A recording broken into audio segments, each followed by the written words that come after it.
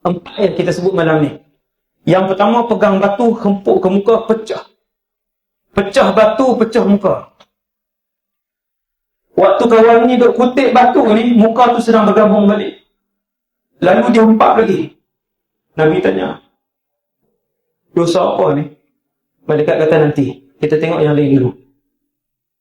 Pergi ke tempat yang kedua. Kawasan tu semua pegang pisau. Pisau yang macam tu. Ini apa? Sabit ke? Sabit tajam. Kesemua pegang pisau. Pegang sendiri, orang tak apa. Dia letakkan di mulut kanan, lalu ditoreh sampai ke belakang. Hatta tablugha qafa, kata Rasulullah. Sehinggalah pisau tu diheret sampai ke tengkok di leher.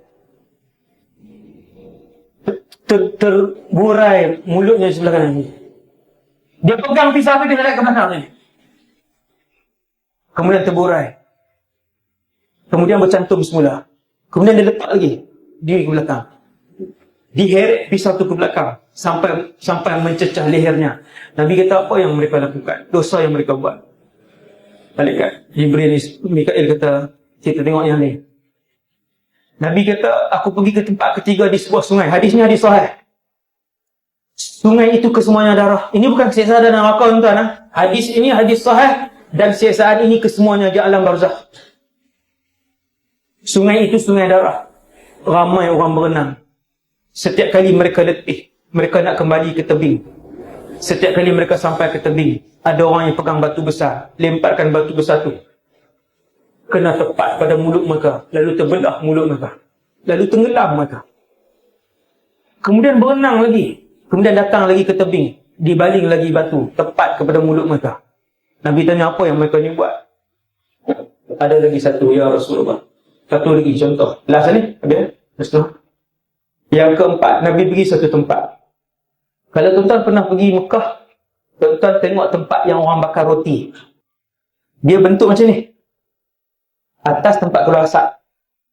Nabi sebut, aku sampai di satu rumah yang besar, rumah api. Memang untuk dibakar. Di atasnya ada satu lubang untuk asap keluar. Apabila aku mendekatinya, aku melihat lelaki-lelaki yang telanjang dan wanita-wanita yang telanjang. Apabila api itu marak, melambung-lambung mereka ke atas sehingga hampir terkeluar melalui lubang kecil. Melambung-lambung. Tuan-tuan, bakar. Nabi tanya, apa yang mereka buat?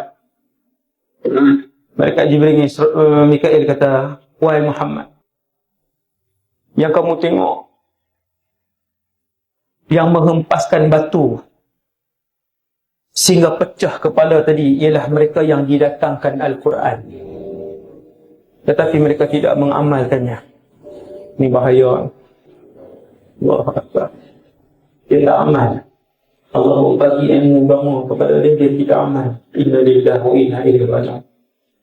Nombor dua, wahai Muhammad, yang kamu lihat memotong mulut kanan dan kiri sehingga sampai ke leher itu adalah mereka yang mengada-adakan penipuan. Hatta tablughal afaq, sehinggalah penipuan itu disebarkan ke seluruh benua, ke seluruh ufuk. Pernah berlaku tak zaman hari ini? Zaman hari ini kalau satu penipuan, puluhan ribu orang baca. Hati-hati. Tuan-tuan, saya nasihat zaman hari ini, tuan-tuan, tak share, lebih selamat daripada share. Nabi kata mereka menipu dan penipuan mereka tersebar ke seluruh ufuk.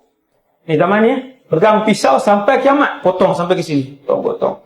Nombor tiga, sungai. Mereka adalah pemakan riba. Yang terakhir sekali ialah yang dibakar hidup-hidup sampai melambung-lambung. Bila api banyak, itu adalah mereka yang berzina di atas muka bumi Allah. Wal'iyadzubillah. No? Kekallah mereka itu seperti itu sampailah dibangkitkan pada sangkakala yang kedua.